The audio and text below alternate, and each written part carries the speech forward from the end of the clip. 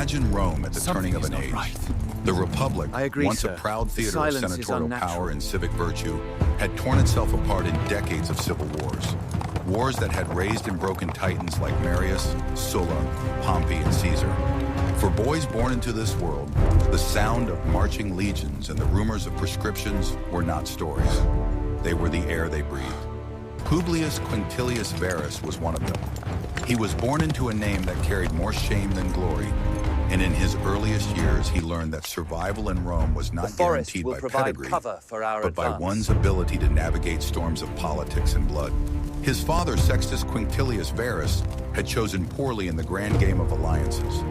Aligning himself with the senatorial opposition to Julius Caesar, Sextus seemed at first to stand on the side of old Roman honor. Yet when Caesar triumphed, clemency was offered, only for Sextus to later fall at Philippi in 42 BCE. Accounts suggest that he may have chosen suicide, the final act of a man who could not live in defeat. His death left young Publius and his sisters not only fatherless, but also branded by the stigma of a lost cause. In Rome, where memory was weaponized, such a stain could mark a family for generations. Still, Rome was a city of second chances for the shrewd. Varus's extended kin, perhaps an uncle, likely stepped in, arranging his education, instructing him in the art of rhetoric, law, and the subtle crafts of political survival. To rise again from disgrace would require patience, humility, and the ability to wait for the right patron to notice him. Varus' adolescence coincided with the rise of Augustus, Caesar's heir, who transformed Rome from fractured republic to something new, the Principate. It was an age when old factions dissolved, and loyalty to one man replaced loyalty to the state. For a boy like Varus, this meant opportunity. No longer did his family's defeat at Philippi doom him outright. If he could align himself with Augustus's circle, the sins of his father might be washed away in the tide of a new order. At about 14 or 16, Varus entered public life, just in time to avoid the last spasms of civil war. He likely began his career as a tribune in 26 BCE, when Augustus's consolidation had all but ended the chaos. To modernize, his path may seem like luck, but in Rome, luck was always sharpened by calculation. It is believed that through his mother's connections to the Claudii Marcelli, a family deeply tied to Augustus, Varus found his first lifeline. He accompanied Marcus Claudius Marcellus, Augustus's nephew and heir apparent, to Spain during Augustus's final campaign there. This was no small matter. Spain was not merely a theater of conquest, but a stage for Augustus himself to appear as Rome's living embodiment of stability and victory. For Varus to stand in such proximity was to be seen by the very man who determined the fates of families and futures. In those dusty Iberian provinces, amid the clash of legionary shields and the stern discipline of imperial command, Varus likely caught the eye of the princeps. Here begins the story not only of a young man clawing his way back from obscurity, but also of Rome itself, still testing the balance between empire and freedom, between ambition and loyalty. And as history would prove, the same man who had been lifted from disgrace into Augustus's trust would in time plunge that trust into the depths of betrayal, not by his own treachery, but by a single devastating catastrophe that shook the empire to its very core. Arminius was the son of Segamiris, a noble of the Carusi tribe. Formation. In the eyes of his people, he had been born to lead. In the eyes of Rome, he had been reshaped to serve. As a child, perhaps no older than 6, he and his brother Flavius were taken as hostages to Rome, a common practice in imperial diplomacy. To Rome, it was a guarantee of loyalty. Tribes would hesitate to rebel if their sons were raised in the capital of the empire. To Arminius, it was the beginning of a double life. In Rome, he was immersed in Latin language, Roman customs, and military training. He learned not as a foreigner, but as a Roman aristocrat's ward, educated in the arts of rhetoric and war. He dined with senators, studied the ways of law, and drilled with the legions. By adulthood, he spoke Latin with fluency, perhaps indistinguishable from a native. Rome gave him citizenship, a privilege not lightly bestowed, and raised him to equestrian rank, placing him within the plutocratic elite of the empire. Arminius did not merely study Rome. He fought for it. He served as a cavalry commander in the east during the Armenian conflict between 1 BCE and 4 CE. Later, in the brutal Illyrian revolt, he saw firsthand how Rome struggled against guerrilla warfare. There, in the rocky Balkans, he watched legions falter against elusive fighters who struck from mountains and vanished. He earned distinction, even his name, Arminius, possibly reflecting deeds of valor. To Roman officers, he was a promising young commander. To Augustus, he was proof that Germania could produce allies as loyal as any Italian. Yet beneath the polished armor of a Roman officer beat the heart of a Germanic chieftain's son. When he returned to Germania around 7 or 8 CE, he did not arrive as a provincial subordinate, but as a leader.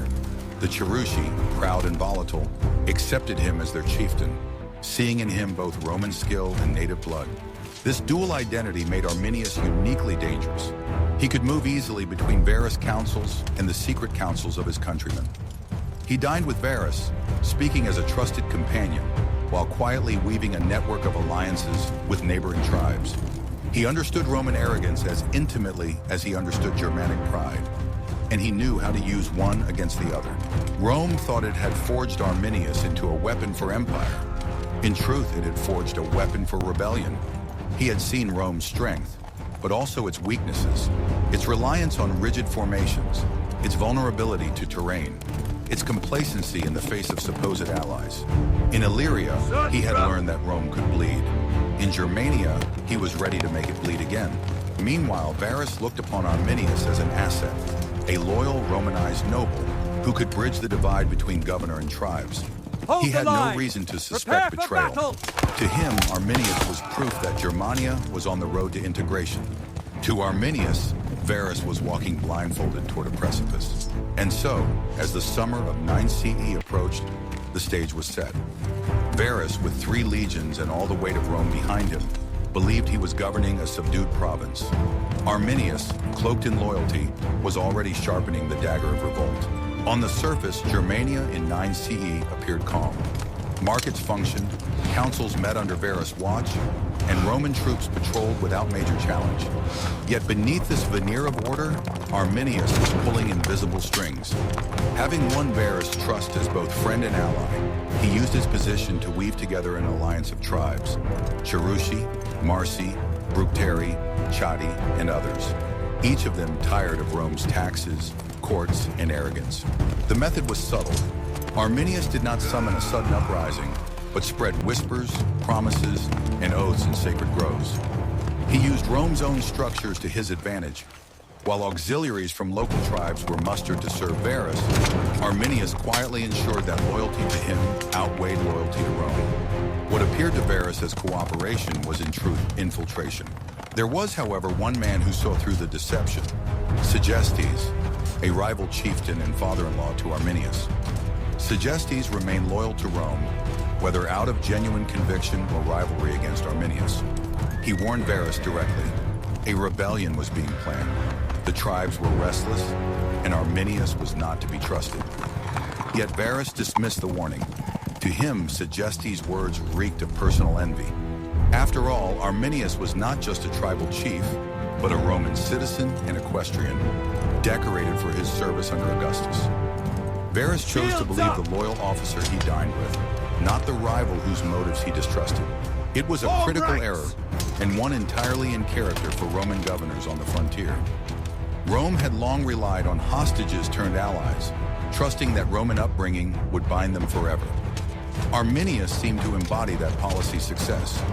Why should Varus doubt him when Augustus himself had raised him to honor? Meanwhile, Arminius tightened his net. He persuaded Varus to move with his full force to quell a supposed disturbance in the northern reaches. A rebellion minor enough to be easily suppressed, yet serious enough to demand the presence of 3 legions. Varus agreed, confident in his companion's advice. The timing could not have been more perfect for the conspirators. In preparation, Arminius and his allies dispersed Roman detachments across Germania under the guise of securing settlements. In truth, they were weakening the main column, ensuring that Varus's legions would march with fewer reinforcements and no chance of swift consolidation. Then came the final deception. We must proceed with Arminius caution. requested permission to ride ahead, ostensibly to gather more allied troops for Rome. Varus granted it without hesitation. With that, the trap was sealed. Arminius did not ride to fetch allies. He rode to summon the storm. Across the forests and villages of Germania, warriors gathered, men who had lived under Roman tribute, who had felt the weight of Varus' laws, and who now saw their chance to reclaim freedom. They prepared ambushes along forest paths, raised earthen embankments, and waited in silence. Varus, still blind to betrayal, marched forward with his legions, families, and baggage train in tow. To him, this was another routine display of Roman power, an expedition to remind the tribes who ruled. To Arminius, it was the march of a condemned army, moving step by step into the jaws of Teutoburg. The summer of 9 CE saw Varus's legions on the move, 3 in number, the Sixtine, Sctini, and Nicentinum, accompanied by cavalry, auxiliaries, and the sprawling train of wives, children, slaves, and merchants who always followed Rome's armies. Ancient accounts describe the baggage train as unusually large, weighed down not only by supplies, but by the trappings of a governor who believed himself secure. The sight was less of a war host and more of a procession, a demonstration that Germania was already pacified. The Roman army at full strength was a terrifying machine.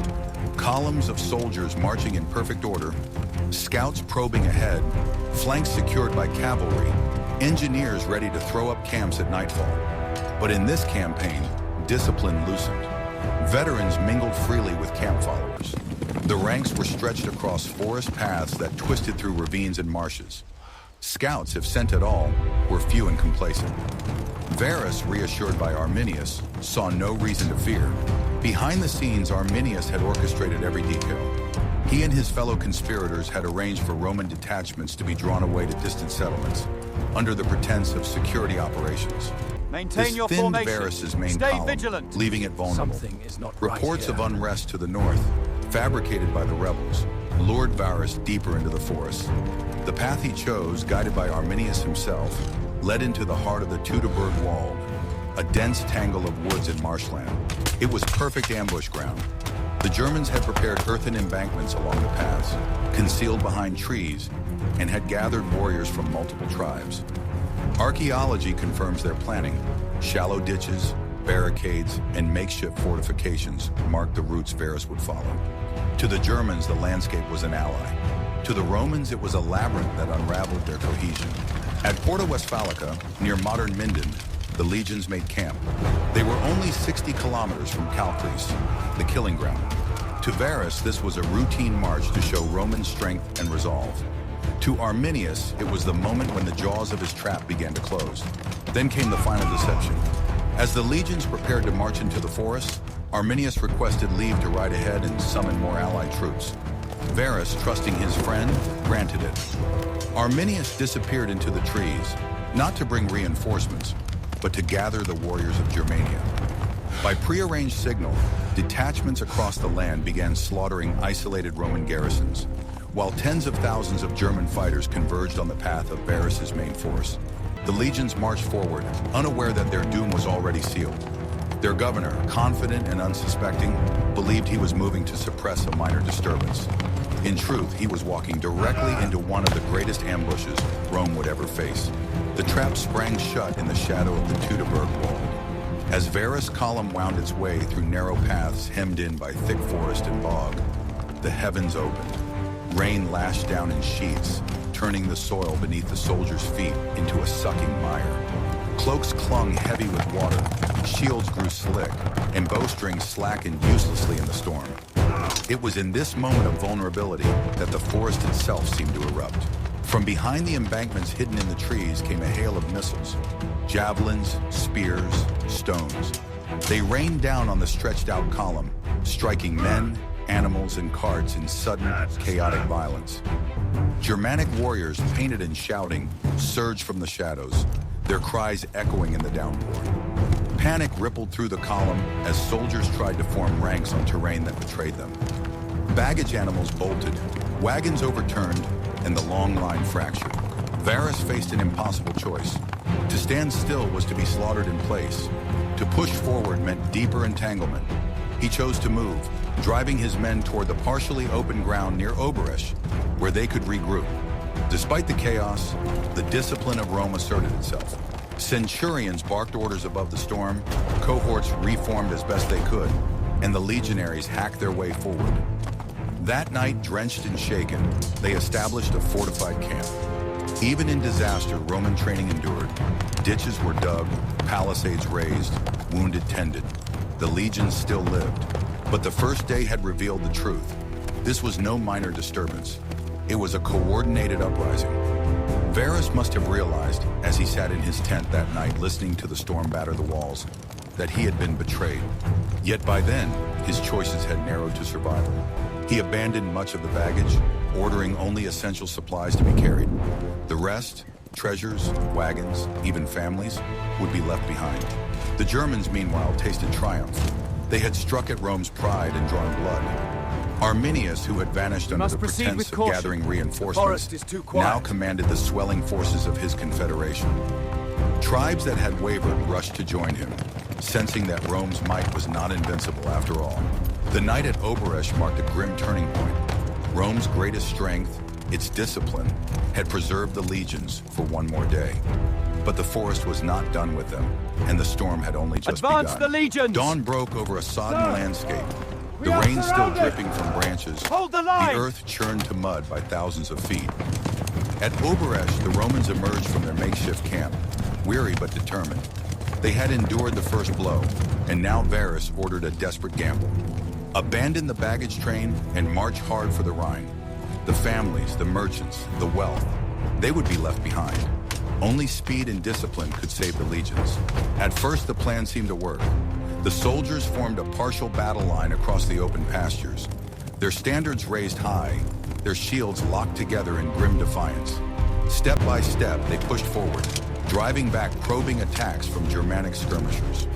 For a moment, the veterans believed they might break free, but Arminius had not finished weaving his snare. His warriors lured the Romans off the open ground and into dense woodland. The path ahead narrowed into thickets and bogs, flanked by hills where German fighters waited in ambush. The heavy legionary armor, so effective on the fields of the Mediterranean, became a prison in the sucking mud. Men stumbled, their formations broke, and the roar of order gave way to the cries of chaos. The Germans struck with fury.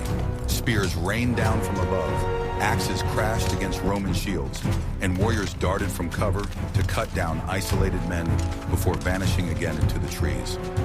Legionaries tried to form defensive squares, but the terrain betrayed them. Trees blocked their maneuvers. Marshland swallowed their footing. What had been a disciplined march dissolved into desperate clusters of men fighting for survival. Worse still, the wounded were abandoned. The legions could not carry them. Every delay meant destruction. Behind the column, the ground was littered with fallen comrades calling out for help, their voices fading into silence as Germanic war cries swallowed them. The psychological toll was immense. Roman soldiers who had marched to war in perfect order countless times now saw their proud columns shattered into fragments. Their comrades cut down not in honorable battle but in ambush. By nightfall, exhaustion ruled. The rain returned, relentless, soaking the legionaries' cloaks and extinguishing their fires. Hungry, terrified, and surrounded, they clung to whatever order remained. But the truth was dawning. This was not a rebellion to be suppressed. It was annihilation unfolding step by step. The second day had cost Varus dearly. We must proceed His army with had caution. bled, his discipline had frayed, and the forest had swallowed Rome's order whole. The Teutoburg wall was no battlefield. It was a graveyard being dug beneath their feet. The third day dawned in misery. The legions were already battered, soaked by constant rain, weakened by hunger, and haunted by the screams of comrades left behind. Ancient sources fall silent on much of this day, but the silence itself is telling. It was a day of attrition, of endless skirmishes and choking woods, of morale bleeding away with every step deeper into the forest. The Romans marched not as legions now, but as fragments of legions, their proud standards hidden beneath mud and blood. Legionaries! By the fourth day, the disaster reached its climax. Arminius and his confederates had driven the battered columns toward the Calcrease Pass, where marshland pressed against a wooded hill. To arms, It was men! the perfect killing ground. Form There, ranks! Germanic warriors had prepared embankments, ditches, and barricades. The Romans, hemmed in by swamp on one side and forest on the other, stumbled into the jaws of the trap. Exhaustion turned to despair. The soldiers' armor, once a source of pride, now dragged them down into the mire. Shields slipped from numb fingers. Pila broke uselessly against earthen walls. The Germans struck in waves, using their intimate knowledge of terrain to cut the Romans apart. Spears rained from the ridges, followed by sudden charges that shattered already broken formations. In the chaos, Varus himself was wounded. Tradition holds that rather than fall alive into enemy hands, he chose the Roman commander's last resort: suicide. Alongside his senior officers, he drew his sword and ended his life, denying Arminius the satisfaction of parading him as a captive. His death meant, as an act of dignity, instead sealed the collapse. Leaderless, demoralized, and trapped, the legions disintegrated. Panic swept through the ranks. Some soldiers hurled themselves onto enemy blades rather than be taken. Others fled into the bogs, only to drown or be cut down in the marsh grasses. The cavalry commander Vala Numonius tried to break free with his horsemen, abandoning the infantry to their fate. We should have listened. But he too was overtaken and slain. It is too late now. A handful of fugitives, scattered and half mad, would eventually stagger back to the Rhine to tell the tale. Most never left the forest. When order finally dissolved, the forest rang not with Roman trumpets, but with Germanic victory cries. For the first time in generations, entire Roman legions had been wiped from existence. Not in a foreign desert or distant mountain pass, but within sight of the empire's frontier. 3 legions, the Seventas, Sordecit, and Nitinium, ceased to exist. Their standards lost, their names never revived, their men butchered or enslaved. Rome had suffered defeats before, but never on such a scale, never so close to home.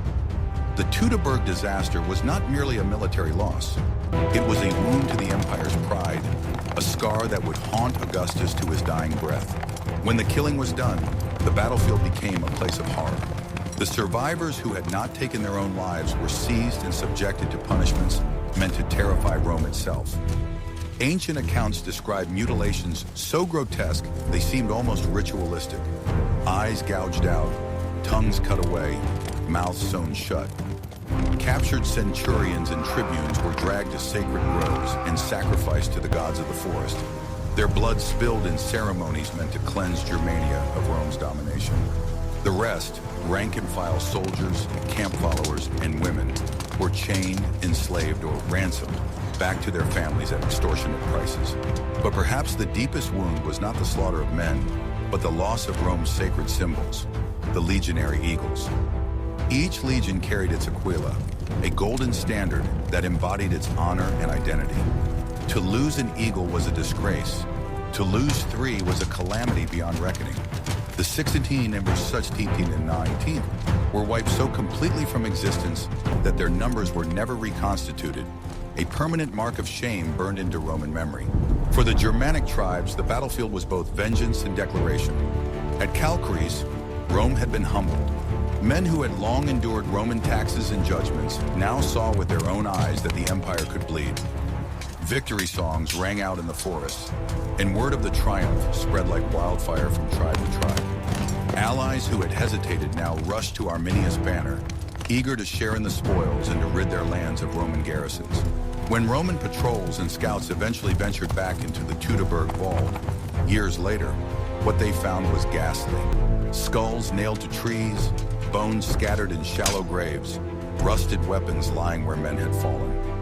Tacitus, writing a century later, recorded that Germanicus, the avenger of this disaster, still saw the bleached remains of his countrymen when he returned to bury them. The forest itself had become a mausoleum. The destruction of Varus' army was not simply a military defeat, it was a rupture in Rome's psyche. Rome prided itself on discipline, on the invincibility of its legions. To be annihilated by so-called barbarians, and in such brutal fashion, was almost unthinkable. The empire had not just lost men, it had lost its aura of inevitability. The Germanic tribes rejoiced, believing themselves free.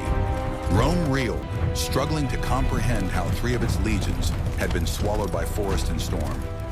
And at the center of it all stood the figures of 2 men, Arminius, the hostage-turned-liberator, and Varus, the governor whose confidence and misjudgment had doomed them all. The Quinctilii Varus had never been a name to stir fear or admiration in the Forum. For nearly 4 centuries, their lineage had slumbered in obscurity. the last to hold real prominence being a consul back in 453 BCE, so distant that his memory was a faint echo. By the time Publius was born, the family stood among the minor nobility, visible, yes, but irrelevant in the brutal contests that consumed the late Republic. His father's miscalculation against Caesar had turned even that fragile status into a liability. Rome was not merciful to losers. Defeat in war carried not only the risk of exile or death, but the deeper wound of infamia, the social disgrace that could stain descendants as though dishonor were written into their very blood. For Varus, this was the soil in which his childhood grew. Yet history is full of men who rise precisely because of the burdens they carried. The shame of his house may have pressed him down, but it also taught him that survival demanded cunning, patience, and the favor of those more powerful. After Philippi, it seems likely that guardians, perhaps an uncle or another branch of the Quinctilia, took Publius and his sisters under their care. These relatives understood that in Rome, the future of a disgraced boy lay not in retreat, but in careful re-entry. So his education was not neglected. He was schooled in rhetoric, the lifeblood of Roman politics, and drilled in law, the language of authority. He learned philosophy as well, but not for idle speculation. Philosophy was a tool to shape character, to display the virtues Rome expected of its leaders. Every Roman boy of ambition was trained with an eye on the cursus honorum, the ladder of offices that defined a senatorial career. For Varus, the rung seemed impossibly high, yet Augustus's rise was quietly altering the structure itself. The bloody factionalism that had doomed his father was fading. Now loyalty to Augustus, the man who had ended the chaos, offered a new way forward. Disgraced houses could be restored, provided they bent the knee to the new order. But it would not be immediate. In his youth, Varus remained in the shadows, too junior to claim offices, too marked by his father's end to be thrust forward without care. Yet the whispers of possibility grew louder when Augustus consolidated his rule. The civil wars had purged many names from the rolls of the Senate. Gaps appeared in Rome's governing class. Augustus needed young men to serve him, capable, loyal, and untarnished by dangerous ambitions. Varus, young and unproven, could be shaped into exactly that. The lessons of his childhood, watchfulness, silence, and a certain pliability, were precisely the qualities Augustus valued in his lieutenants. A man who owed everything to the princeps was a man unlikely to betray him. The disgrace of the Quinctilii Varus, ironically, became Publius' strongest credential. It ensured his loyalty could never be divided. And so, as Rome entered the twilight of the Republic and the dawn of the Principate, stay alert! Varus's fate began to turn. He was no longer merely the orphan of a failed partisan. He was becoming a vessel in which Augustus could pour both trust and expectation. A young man who might prove that even the most broken houses could rise again under the empire's new light. What Varus could not know was that this very dynamic, the dependence of forgotten families on imperial favor, would later drive him into decisions that seemed dutiful in Rome's halls, but catastrophic in Germania's forests. Publius Quinctilius Varus reached manhood at a time when Augustus's authority had extinguished nearly all competing factions. The wars were over, the Republic's old structures hollowed out, and the stage belonged to the young princeps and those he chose to elevate. For a boy with no father and a disgraced family name, this was a stroke of fortune. Instead of being forever shackled by the mistakes of the past, Varus found himself in a Rome where the only allegiance that mattered was to Augustus himself. Around the age of 14 to 16, Varus put on the toga of manhood and entered public life. It is believed he soon became a tribune, likely around 26 BCE, a position designed to give him his first taste of public duty. Yet in those days, political office was no longer won solely by heritage or merit. Every step up the ladder was greased by patronage, and here Varus's mother's family proved decisive. Through her ties to the Claudii Marcelli, relatives of Augustus, he gained a path into the inner circle. In 25 BCE, he followed Marcus Claudius Marcellus, Augustus's nephew and heir, on campaign in Spain. Spain was not a backwater province, but a proving ground. Its rugged terrain and still resistant tribes offered one of the last theaters where Augustus personally commanded troops. To be part of this campaign meant standing in the shadow of the most powerful man in Rome. Imagine Varus, young, ambitious, carrying the burden of his father's fall, watching Augustus direct his legions, presiding over councils of war, and distributing rewards. It was not just a military expedition, it was a living classroom in how power was wielded. Here, scholars believe Augustus first noticed him. The quiet but capable youth, drawn from a disgraced family yet performing his duties faithfully, fit the princeps' needs perfectly. Augustus did not trust brash opportunists. He trusted men who owed him everything. And Varus, who stood on the cusp of redemption, must have radiated that kind of dependency. The Spain campaign also served another purpose. It introduced Varus to the rhythm of Roman military life. The discipline of the march, the brutal efficiency of legionary engineering, the importance of supply lines stretched across mountains and rivers. Even if his role was administrative or symbolic rather than commanding, he absorbed the spectacle of Rome's greatest machine at work. For a man destined to govern provinces, this experience was invaluable. When the campaign concluded, Varus returned to Rome not as a nameless youth, but as a man who had stood beside Augustus and Marcellus. The political doors that once seemed bolted shut were now ajar. His cursus honorum, the ladder of offices, could begin in earnest. In the eyes of the Roman elite, he had proven himself acceptable again, not by his own brilliance perhaps, but because Augustus had looked his way. It is easy to forget, when reading history, how fragile such careers were.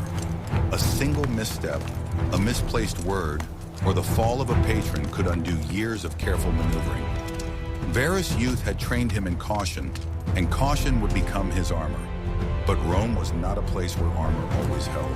For the moment, though, fortune smiled. Publius Quinctilius Varus had entered Augustus's orbit, and from this point forward, his life would be shaped not by the disgrace of his father, but by the ambitions of an emperor who demanded both loyalty and results. In 22 BCE, Augustus entrusted Varus with his first significant office, the quaestorship. It was not merely a bureaucratic post, it was the station once held by Varus's father, and now the son would take up that mantle with imperial blessing. To serve as quaestor meant managing finances, overseeing tax flows, and safeguarding the lifeblood of empire, money. For a family once broken by defeat, this appointment was redemption incarnate. But Augustus did not leave Varus in Rome. Instead, he handpicked him to join a diplomatic and administrative tour through the eastern provinces, stretching from Tanos to Athens to Pergamon. The East was no ordinary posting. These lands were the cradle of philosophy, commerce, and ancient monarchies, still proud of their traditions even under Rome's shadow. Augustus needed men he could trust to represent imperial authority with firmness yet tact. For a young Varus, it was a test. Could he navigate cultures older than Rome itself and administer without sparking rebellion? We hear only fragments of this tour, yet they paint a telling picture. Varus supervised grants, adjusted tax burdens, and ensured that the flow of tribute and resources reached Rome unbroken. Imagine him standing in Athens, city of Socrates and Pericles, now humbled under Roman rule. He was not there as a student gazing at the ruins of democracy, but as Augustus's steward, deciding the weight of levies upon ancient streets. It was the paradox of the new Rome. Quickly, the conqueror must at once command and appease. These years forged his reputation. He proved efficient, careful, and perhaps most importantly, loyal. Rome did not need brilliance so much as reliability. Augustus was a master at identifying men who would never outshine him, yet who would labor tirelessly to extend his power. In Varus, he found precisely such a man. From this success, Varus' career advanced quickly. He rose to the posts of aedile and praetor, climbing further than anyone in his family had managed for centuries. His name, once whispered with pity, now carried respect in the Senate. Even if it was respect shaded by caution, few forgot where he had come from. He had broken through the barrier of disgrace. What is striking is how this chapter of his life embodies the machinery of empire. Rome did not conquer simply with legions. It conquered with contracts, taxes, and laws. In the East, Varus became a cog in that machine, ensuring that the empire's promises and demands were translated into action. Later, when he carried those same tools into the forests of Germania, they would prove disastrously out of place. But for now, they were instruments of prestige. Thus, by the close of the 20s BCE, Publius Quinctilius Varus was no longer the orphan of a failed cause. He was a man who had stood in the Greek world as Rome's face, who had handled the purse strings of Augustus' empire, and who had earned his place in the political life of the capital. His ascent was steady, perhaps even modest compared to the flamboyant careers of other men. Yet it was precisely that steadiness that made him indispensable. History, however, often spares little mercy for the steady. By the mid-20s BCE, Varus was ascending Rome's political ladder with calculated steadiness. He had served his quaestorship with quiet competence, held the offices of aedile and praetor, and now his path led him toward the army once more. In 15 BCE, the records place him in Germania at Dangstetten, where he commanded the 19th Legion as its legatus legionis. This was no ceremonial honor. To command a legion was to be entrusted with the lives of nearly 5,000 men, the sharp edge of Rome's will. At Dangstetten, the 19th was part of campaigns led by Tiberius and his brother Drusus against Alpine tribes.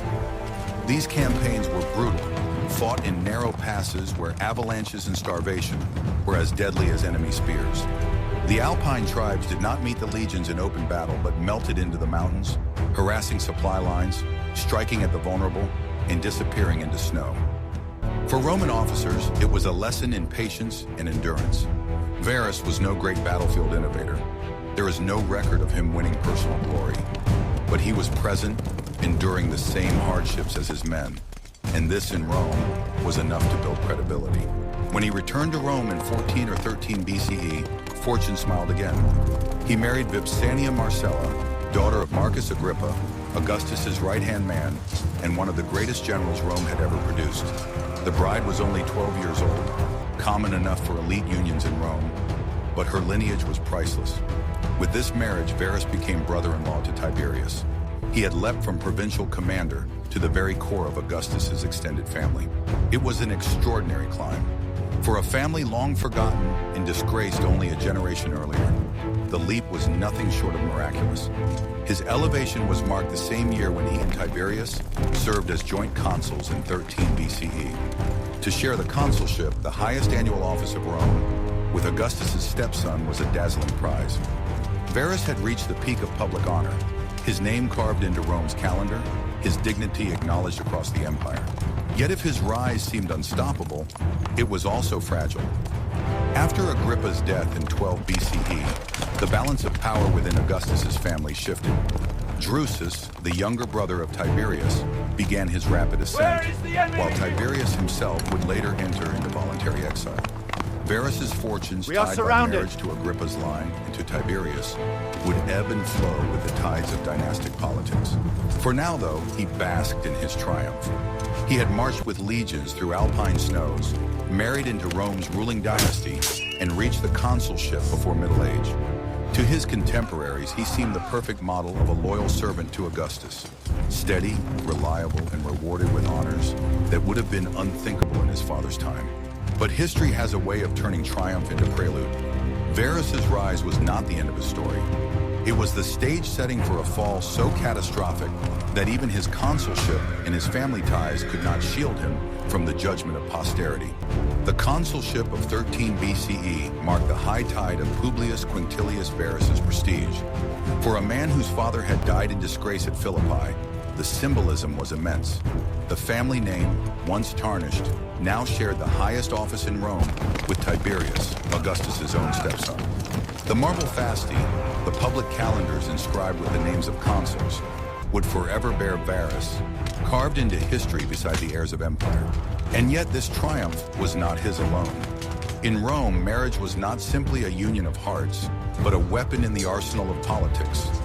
Varus' marriage to the young Vipsania Marcella, daughter of Marcus Agrippa, had transformed him overnight. Agrippa was more than Augustus' general. He was the architect of Rome's victories in Actium and the builder of the new Rome's monuments. To be his son-in-law was to step directly into the orbit of power. More still, this alliance made Varus the brother-in-law of Tiberius, weaving him into the complex web of Julio-Claudian dynastic politics. For Rome's elite, marriages were chess moves, and Varus had suddenly become a piece of startling importance. His own house might be modest in pedigree, but now his children would carry the blood of Agrippa. In a society where lineage was currency, this leap was nearly miraculous. The once obscure Quinctilii had been grafted into the very trunk of the ruling dynasty. The consulship itself was more than ceremony. It was a test of partnership with Tiberius, a man already marked by stoic ambition and a sense of destiny. Together they presided over Senate meetings, enacted legislation, and embodied Augustus's vision of a restored republic in form, if not in substance. To Rome's people, the pairing seemed to signal stability, the imperial family and a loyal senator standing side by side. Yet beneath the surface, the political currents were shifting.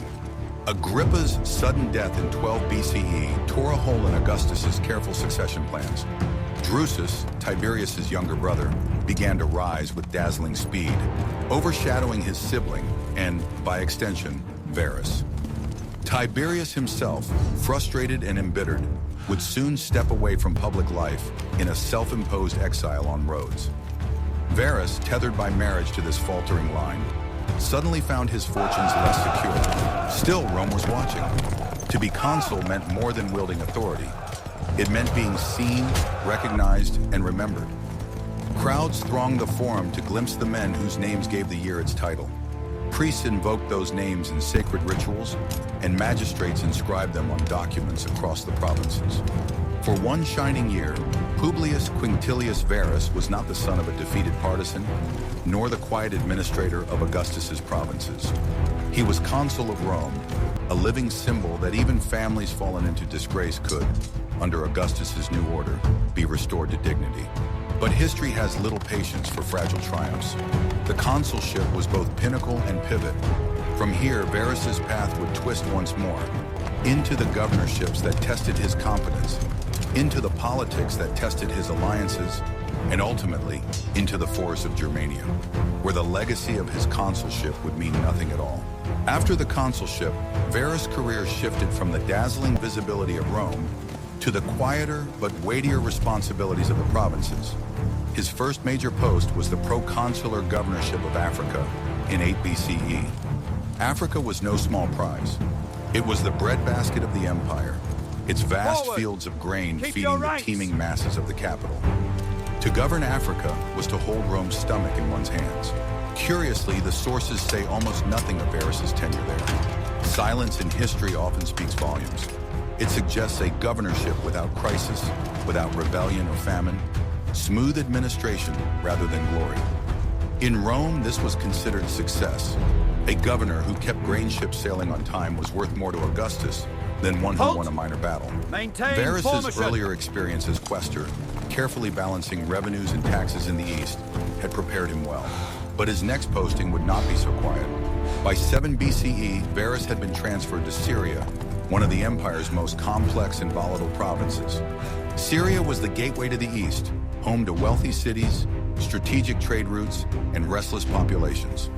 It was also the province most intimately tied to Judea, where the death of King Herod the Great in 4 BCE threatened to unravel decades of uneasy stability. The Jewish historian Josephus records how Judea erupted in turmoil upon Herod's death.